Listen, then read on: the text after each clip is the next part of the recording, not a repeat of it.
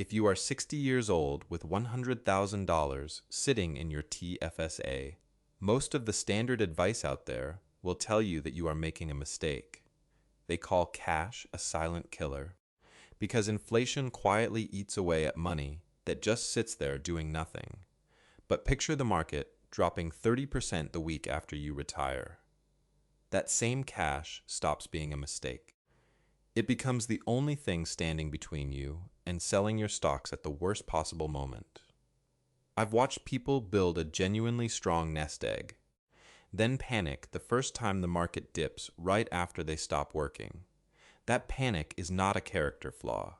It is what happens when your paycheck stops and your account balance does not. A lot of people search for how to avoid TFSA mistakes for retirement in Canada and land on the same recycled list. Contribute the max. Do not hold cash. Buy an index fund and forget about it. That advice is not wrong exactly, but it was written for someone in their 30s with 30 years to recover from a bad year. It was not written for someone who is 5 years from their last paycheck. In this video, we are going through the 8 silent killers that specifically target Canadians between 55 and 65, the ones that quietly drain a TFSA while it still looks perfectly healthy on paper. We will look at why cash is not the enemy the way the standard advice claims. We will also cover the exact bridge plan that can add roughly $50,000 to your retirement income, even if you feel like you are starting this planning late. Here is the first killer, and it is probably already sitting inside your TFSA without you knowing it. Put $100,000 into a typical bank-branded U.S. equity mutual fund and compare it, over just 5 years, against a low-cost index ETF tracking the same market. The gap between the two can run as high as $38,000, and almost none of that gap comes from the fund manager making brilliant picks. It comes from the fee. Most bank mutual funds charge somewhere north of 2% a year in what is called a management expense ratio, while a comparable low-cost ETF charges a small fraction of that. 2% sounds small when someone says it out loud. Compounded over years on a 6-figure balance, it is not small at all. This is what is known in the industry as closet indexing.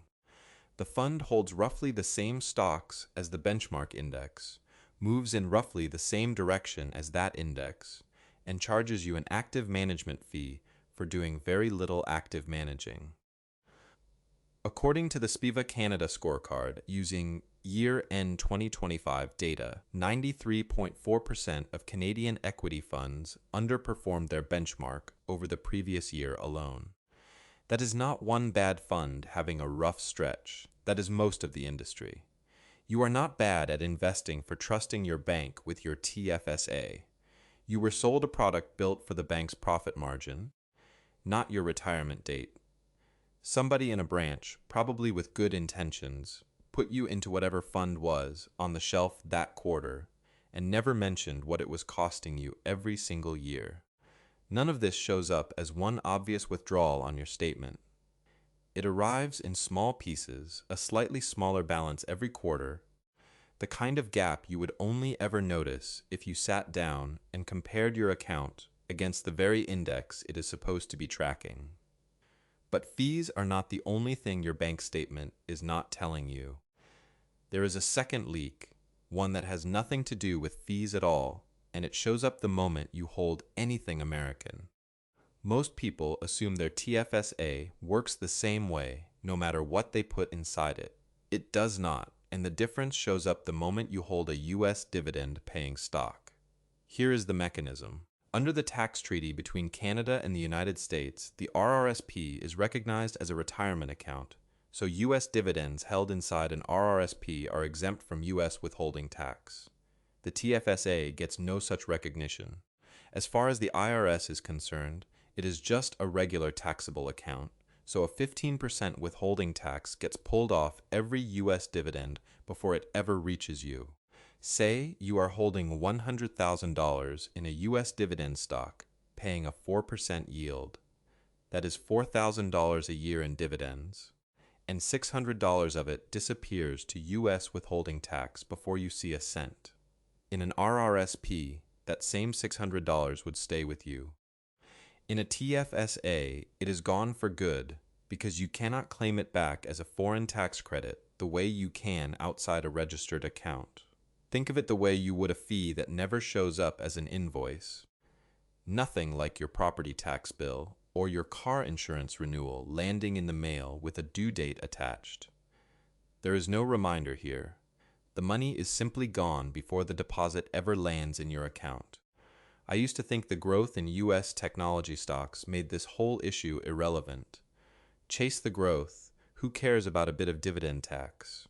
But once you are 62 and looking for steady income instead of growth, losing 15% of your yield to a foreign government every single year stops feeling small. It is money left on the table year after year for as long as you hold that position. If you are trying to plug leaks like this one before you stop working, this is exactly the kind of math this channel focuses on, the kind that keeps money in your pocket instead of quietly leaking out through the account you least expect. Now let's talk about the advice this video opened with. The idea that holding cash in your TFSA is always a mistake. For someone in their 30s, still decades from retirement, that might be true. For someone between 55 and 65, it is not. And the reason comes down to something called sequence of returns risk. Sequence of returns risk is simple once you see it. It is not just about what your portfolio averages over 20 years. It is about what order the good and bad years happen to arrive in, especially in the first few years after you stop earning a paycheck. A market drop in year one of retirement, combined with you pulling money out to live on, can do damage that the exact same drop happening in year 15 never would. Here is the framework I want you to walk away with. Something you could call the 2-year tax-free buffer. Add up 2 years of your essential living expenses, the number that covers housing, food, insurance, the basics. For a lot of people, that lands somewhere around $50,000. Keep that amount inside your TFSA in a high-interest savings account or a short GIC ladder not invested in the market at all.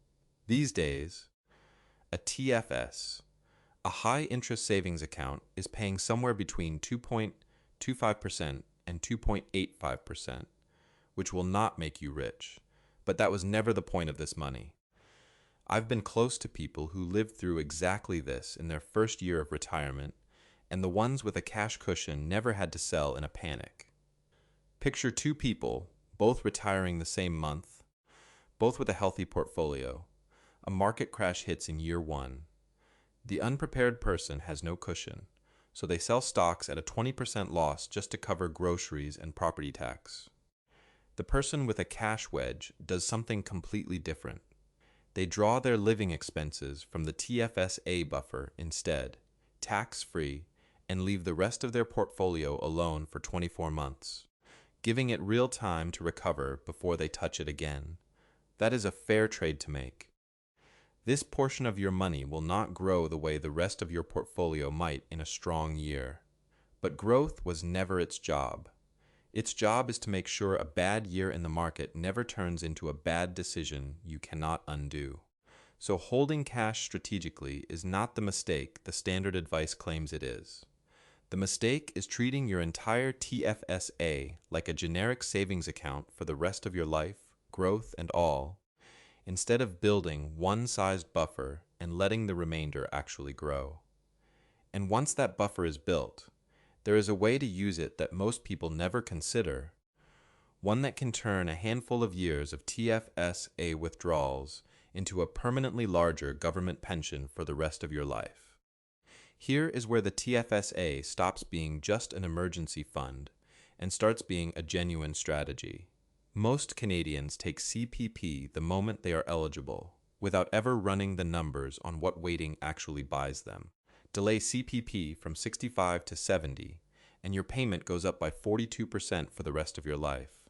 Delay OAS the same 5 years, and it goes up by 36%, permanently, indexed to inflation every quarter after that. Those are not small bumps. On the maximum CPP payment at 65, which currently sits at $1,507.65 a month, that 42% increase brings you to roughly $2,140 a month at 70, guaranteed for as long as you live. Here is why the math works this way.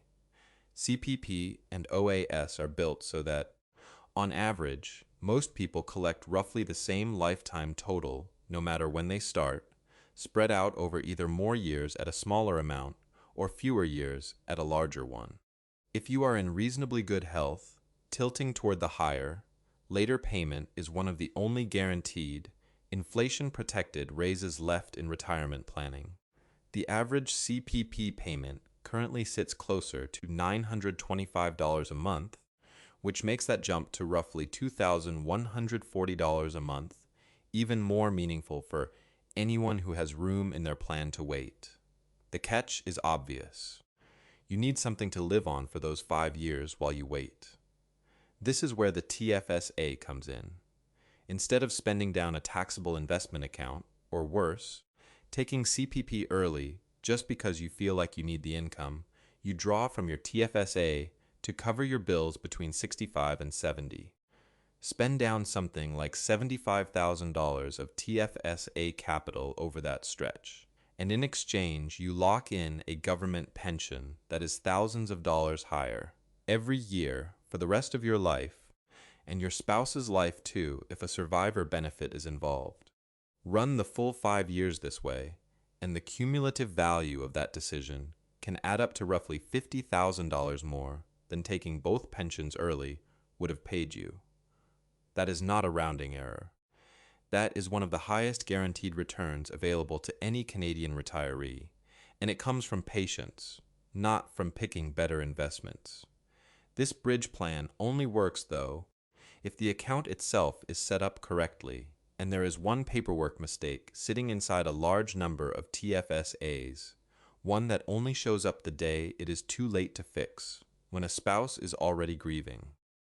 This next one has nothing to do with fees or tax rates, and everything to do with a single box on a form most people filled out years ago without thinking twice about it. When you opened your TFSA, the bank asked who should get the account when you die. There are 2 very different answers to that question. One is called a successor holder. The other is called a beneficiary. If you are married or common law, and you named your spouse as beneficiary instead of successor holder, the TFSA loses its tax-exempt status the moment you pass away, and stays that way until the paperwork gets processed. Any growth the account earns during that gap becomes fully taxable. If your spouse is named successor holder instead, none of that happens. The account simply continues on in their name, still completely tax-free, without a single day of interruption.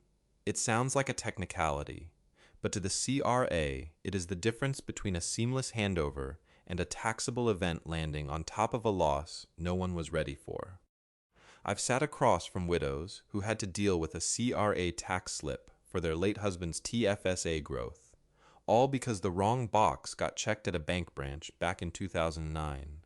Nobody did anything wrong on purpose.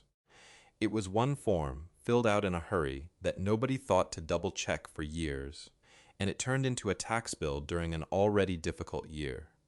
This one takes 5 minutes to fix, and it can save your spouse that very same difficult tax bill. Call your bank, ask specifically whether your spouse is listed as successor holder on your TFSA, and correct it if they are not. Fixing your beneficiary form is the simple part. The next mistake on this list is not about a form at all, and it can quietly cost $500 a month if you do not see it coming. Here is a mistake that has nothing to do with market timing and everything to do with paperwork, and it can be an expensive one. Say you decide to move $50,000 from one bank to a new investment firm. If you simply withdraw the money and redeposit it somewhere else within the same calendar year, without enough unused contribution room to cover it, the CRA treats that redeposit as a fresh contribution. If it pushes you over your limit, the penalty is 1% of the excess amount, charged every single month the overcontribution sits there. on $50,000 that works out to $500 a month after month until it gets fixed. The part that catches people off guard is the timing. Withdraw money from your TFSA and you do not get that contribution room back right away. You get it back on January the 1st of the following year, not the day you take the money out. A lot of people assume withdrawn room comes back instantly, and it simply does not work that way. The fix is straightforward. When you are moving TFSA money between institutions, always request a direct transfer through your new provider, rather than withdrawing the cash yourself and moving it manually. A direct transfer never touches your contribution room at all. Fixing the paperwork solves the money problems on this list. The last killer is not a rule or a form. It lives entirely in your own head, and it might be the most expensive one yet. Not every silent killer in this list is about tax rules or fee structures. One of the biggest ones is entirely in your own head, and it is worth naming honestly. A lot of people in their 60s leave large sums sitting in a savings account, paying next to nothing, not because they do not know better, but because they are terrified of picking the wrong investment. Psychologists call it analysis paralysis, and in this context it makes complete sense. At 30 years old, a bad investment choice is something you have decades to recover from. At 62, it can feel like there is no room left for a mistake, so the safest feeling option becomes doing nothing at all. That fear is not irrational. It is closer to a survival instinct than a character flaw, and if this describes you, you are not alone in feeling it. Here is a simpler way to think about it. Instead of trying to pick between 10 different individual stocks or funds, look for a single all-in-one fund that already blends stocks and bonds together at a risk level that matches where you are in life. One decision, already diversified, already balanced, with nothing left to second guess every time the market has a bad week. It will not be the highest possible return in a great year, but it removes the paralysis that is currently costing you more than any fee on this list. Once that one decision gets made, everything else here becomes far easier to act on. Let's bring this together. Stop paying closet indexing fees for a fund that just mimics the index. Fix where you are holding your U.S. dividend stocks. Build a 2-year cash wedge so a bad market in year 1 of retirement never forces you to sell at a loss. Check that your spouse is listed as successor holder, not beneficiary, on your TFSA paperwork. None of these 8 killers show up on a bank statement with a warning label. They just quietly cost you money, year after year, while the account balance still looks fine on the surface. At this stage of life, retirement in Canada is not really about getting rich anymore. It is about staying rich by not letting small, fixable leaks drain an account you spent decades building. If you want to keep working through mistakes like these before they cost you, subscribe to Brian's Canadian Retirement Playbook. And let's keep your plan on track together.